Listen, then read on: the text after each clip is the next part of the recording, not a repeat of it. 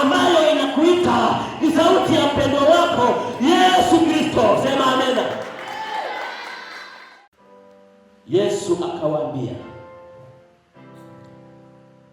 Yesu akawaambia, nipelekeni kwenye kaburi lake.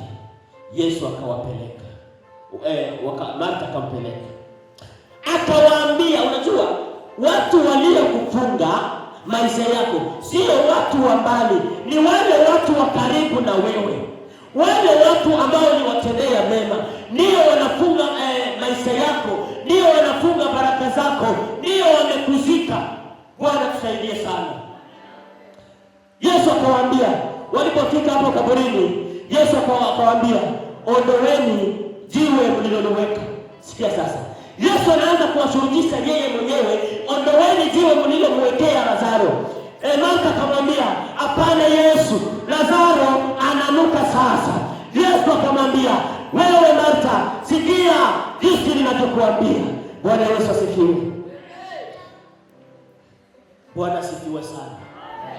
Muangalie jinsi watu wanavyofunga maisha ya wengine. Bwana asifiwe sana. Sasa Lazaro alikuwa ndani ya kaburi, tayari amekufa. Maandiko yanasema kwamba Lazaro hata kama alikuwa huko makaburini, walikuwa wanamfunga. Niondoe ile jiwe. Martha anasema, Lazaro ananuka sasa, kwa maana ameeneza siku 4. Yesu akamwambia, ondoa jiwe. Yesu akamfundisha kuondoa. Walipoondoa, Yesu akalia kwa sauti kuu, Lazaro, Lazaro tu. Haleluya. Lazaro akasikia huko kaburini, akageuka. Aliposikia sauti, sikia, Lazaro alipokufa, si kwamba alikuwa mwenyewe kule makaburini. Kuna watu wengine walikuwa wanazikwa. Aliposikia sauti, wale wenzake ambao walikuwa wamekufa wakamwambia, wewe Lazaro, mbona umegeuka unaenda hapo unakuja juzi? Lazaro akamwambia kwamba, nimesikia sauti. Akageuka. Wewe Lazaro, utashindwa wapi ulikufa juzi? Lazaro akamwambia, nimesikia sauti. Akasimama. Wale maiti wakajuza, kuna Lazaro anaenda. Lazaro akasimama, akafuata sauti. Alipojiangalia na kungwa, hata kama Lazaro alikuwa anafungwa, aliposikia sauti akaenda na rukaruka. Haleluya. Akaenda na rukaruka. Anaenda na rukaruka. Anasikia sauti. Leo nakuambia Bwana wa Mungu, Yesu anakuita. Haleluya. Haleluya. Kwa maana alisikia sauti. Kuna sauti ambayo inakuita katika asubuhi ya leo. Ninajua kuna watu waliofunga maisha yako.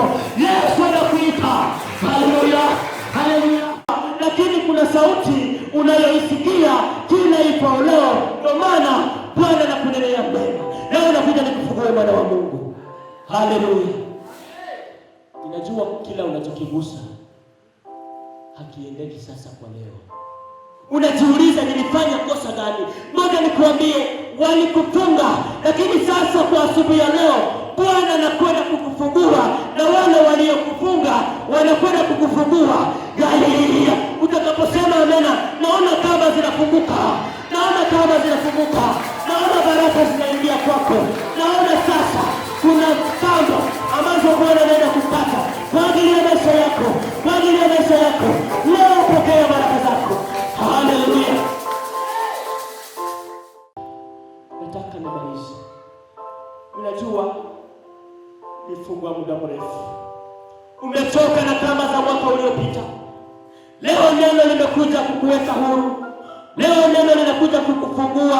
Pokea baraka zako. Wayahudi walishangaa kuona mtu aliyemfunga, wakamweka huko ndani ya kaburi, wakaweka na ukuta, walisimika miti, ulikuwa pango. Wakasimika miti, wakachukua na jiwe, wakaweka.